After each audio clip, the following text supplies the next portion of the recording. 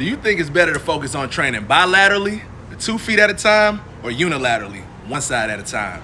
The answer is always, it depends.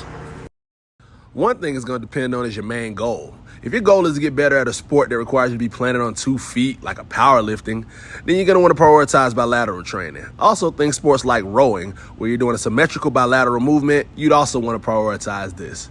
Now, think of sports where you got to be on one leg, a lot of change of direction, balancing things as such, like running, basketball, football, etc. Then you're going to want to prioritize unilateral training, especially as you get closer to the season. Now, this isn't to say just cut out one or the other. It's just simply saying prioritize it in your programming based on your end goal.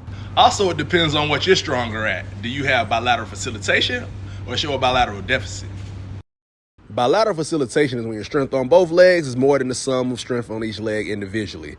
This is pretty common as people tend to train more bilaterally, but this facilitation shouldn't be too much. If you notice you're way weaker on single leg stuff versus double, add some more unilateral training in. A bilateral deficit, which means you're much stronger on each leg individually versus two, happens a little less common, but you might see it in athletes that really focus on unilateral training or movements. And in that case, you might want to implement some bilateral training just to kind of offset and balance that out.